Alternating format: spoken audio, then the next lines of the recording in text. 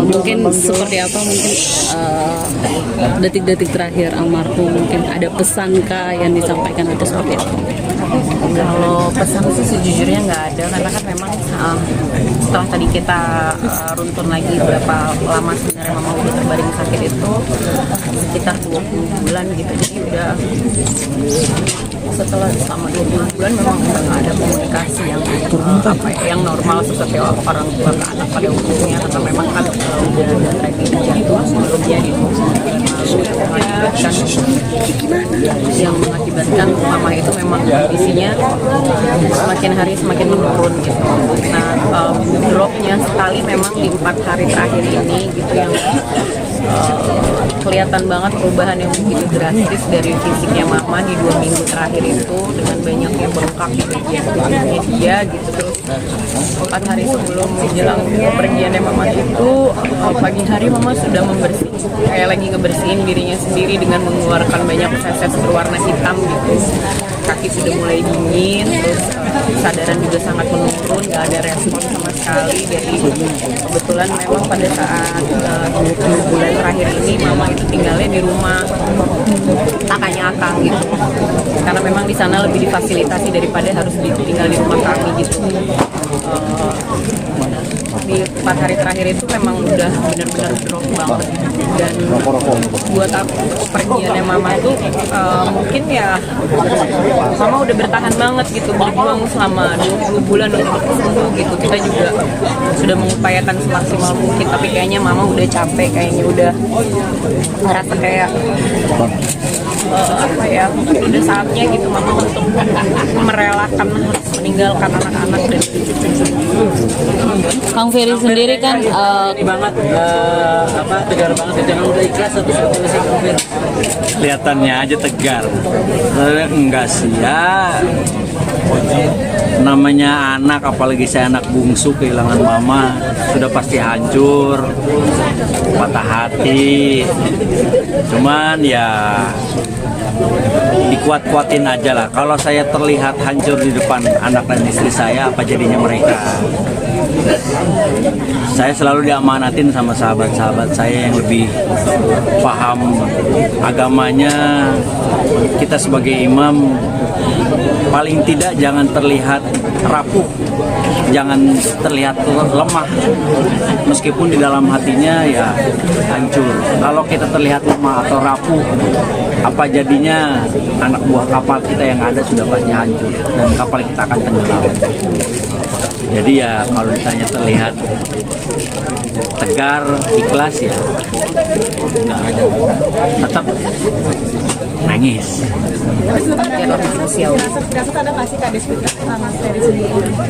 Enggak sih, kami tuh udah menepiskan segala macam perasaan gitu, karena pengennya berprasangka baik terus ya, dengan berupaya, berikhtiar segala sesuatunya gitu.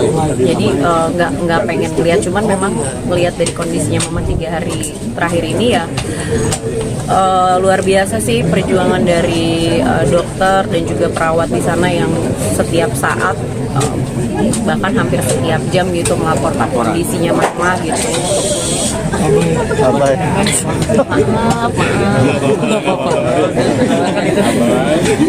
Abai, anak bapak Pak. Lanjut Mbak.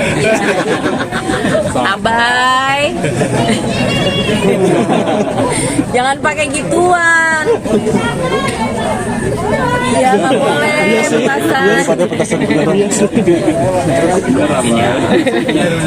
Jadi ya gitu memang ya sebenarnya kami sudah ya, artinya ketika pada saat mama dibawa sama Akang sama kakak-kakaknya ke IGD dan begitu cepat dokter memutuskan untuk membawa mama ke ICU mengingat kondisi mama yang begitu kritis gitu, kita saling menguatkan lah bahwa kita memang harus prepare untuk kemungkinan yang paling terburuk gitu. Walaupun sebenarnya nggak ada orang yang siap untuk melepaskan orang tuanya dalam kondisi apapun sih buat aku gitu, karena akhirnya memang kan aku yang nemenin mama di.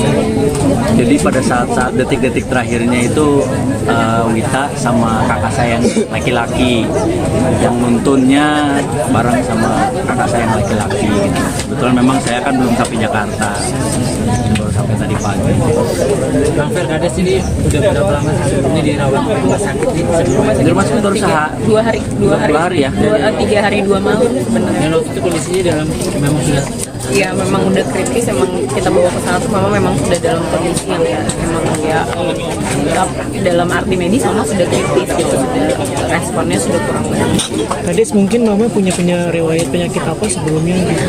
Mama itu sebenarnya penyakitnya nggak ada yang akut ya, cuma asam lambungnya memang agak lumayan. Itu memang kalau menurut ceritanya mama gitu, kita memang itu dari masih muda lah, mengingat beliau dulu kan wanita karir ya, jadi kadang kerja sampai malam selalu lupa makan gitu. Emang yang paling ini tuh asam lambung sama hipertensi ya, kalau itu kayaknya keturunan ya, keturunan gitu. Tapi juga yang aku tahu gak pernah sampai yang bikin mama kenapa-napa. Oh, mama punya satu ini vertigonya yang lebih parah karena itu turun ke anak-anaknya gitu.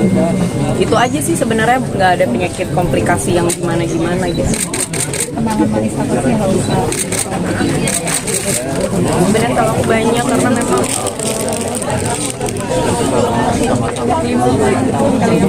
Tinggal sama kita. mama tuh sebenarnya udah hampir 6 tahun mungkin ya, dia 6 tahun tinggal sama aku sama akang gitu, atas permintaan kita berdua sebenarnya, karena mengingat mama makin tua, terus udah gitu juga di Bandung dia sendirian gitu, akhirnya kita minta dia ke Jakarta. Mama itu kan nggak pernah punya anak perempuan gitu, jadi menantunya dia adalah teman-temannya dia gitu, anak-anaknya dia, jadi dan dia tuh paling apa ya, kalau apa tuh mungkin nanyanya sama aku gitu, kayak dia pilek, dia batuk, dia asam lambung, dia demam, tuh pasti nanya sama aku obatnya apa. Bahkan kalau misalnya disuruh makan obat sama suster yang udah kita kasih tahu nih, mbak mau makan ini gitu, enggak, mama nanya dulu sama ibu. Maksudnya aku apa di rumah ibu nanya dulu sama ibu. Jadi kalau aku udah bilang mama minum obatnya ini, baru dia mau. Jadi kalau orang lain yang bilang ini kata ibu, enggak, ibu nggak bilang gitu, jadi harus aku yang ngasih tahu ini minum obat ini ya mah gitu. Dia itunya, dan dia biasa kalau pergi makan, kita ajak makan keluar, dia pasti minta deh yang tahu mama pesennya apa gitu. Dan emang aku tahu gitu, kayak dia suka nasi goreng nggak pakai kecap, kebiasaan dia aku tahu.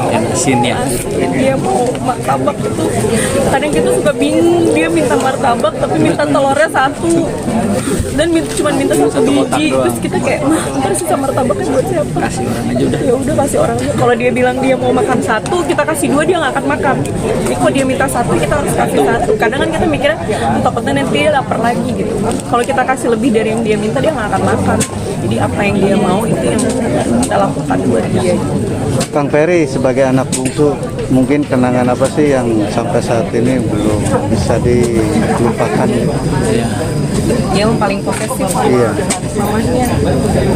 Percaya atau tidak, di umur saya 50 tahun ini, seumur hidup saya belum pernah dimarahin mama. Oh, Dimarahin, apalagi dibentak, itu belum pernah. Penolakan pun jarang banget gitu. Misalnya saya minta apa, mama bilang jangan, nggak boleh, enggak. Kecuali yang membahayakan. Ya. Saya sampai pernah pengen jalan-jalan sendirian keluar kota waktu kelas 3 SMP, mama tuh yang ya udah silakan, kamu tanggung jawab. Saya naik motor, saya tabrakan, saya bermasalah dengan orang, tanggung jawab sendiri. Jadi mama nggak pernah marah, apalagi ngebentak, nggak pernah ngatur-ngatur. Udah mama tahu anak-anaknya mungkin punya tanggung jawab, jadi membebaskan itu semuanya supaya membuat kita juga mungkin lebih dewasa menghadapi hidup yang mungkin nanti akan lebih keras lagi gitu mama. Tapi kalau cucu-cucunya seperti apa tadi? Sepertinya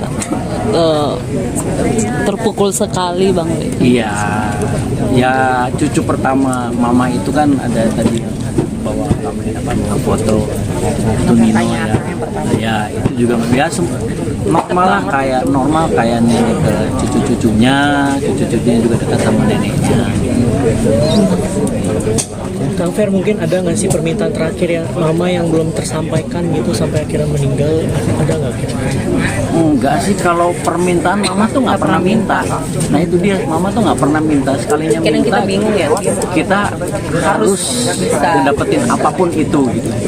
Kayak yang tadi soal martabak, terus pengen es kelapa kopior, tapi sirupnya harus yang warna ini, rasanya ini. Oke, alhamdulillah. Kayak waktu dulu lagi umroh, saya pernah umroh berdua, alhamdulillah sama mama bareng. Mama kakinya lagi bengkak karena ginjalnya lagi sakit waktu itu. Mama nggak bisa jalan, berdiri pun nggak bisa. Pada saat tawaf, ayo mah bisa. Akhirnya bisa. Kita hujan-hujanan waktu di depan Ka'bah, banjirnya hampir setengah betis. Mama justru lari, saya kejar-kejar. Wah sabar. Nyampe kamar, saya tanya, Mama mau apa? Mama mau makan nggak? Ah enggak, Mama nggak mau makan. Ya udah di luar hujan nih, kalau nggak mau makan, Eri mau mandi mau tidur. Mama mau kebab. Kebab yang mana? Tadi sebelum kita naik ada tukang kebab sebelah kanan yang jualnya pakai peci putih. Lagi hujan badai, lagi umroh, nyari tengah malam, cari tengah malam, hujan-hujanan saya bawa payung. Saya udah beliin 2. Datang, mah ini mah. Mama cuma ngeliat, oh iya, satu suap doang ditaruh. Alhamdulillah. Terus lagi umroh juga pada saat itu.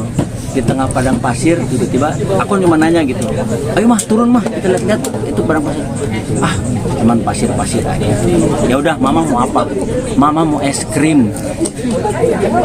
Mau cari kemana? Ya, mama cuma mau es krim aja. Mama, tahu kan Eri, mama sukanya apa? Ya, vanilla, ada stroberinya dikit. Oke, sip. Carilah, saya jalan kaki muter-muter. Dapat, alhamdulillah. Mah, ini es krim. Terima sama mama, kasihin ke teman-temannya. Ini ada yang mau nggak es krimnya? Oke, bukan dia yang makan. Ri, beliin lagi. Oke, saya cari lagi, muter lagi. Akhirnya saya beli banyak. Mama nggak makan, kasihin ke teman-temannya. Ya itulah salah satu keunikannya mama sih. Antik lah kalau menurut saya. Saya nggak pernah komplain dengan sifat mama. Cuman saya melihatnya itu antik aja gitu. Berbeda dengan mungkin cerita-cerita mama yang lain, yang ibu-ibu rumah tangga yang lain yang rajin masakin anak-anaknya. Mama tuh nggak kayak gitu. Karena mama wanita karir. Karena mama wanita pekerja, wanita karir. Tapi saya yakin, insya Allah,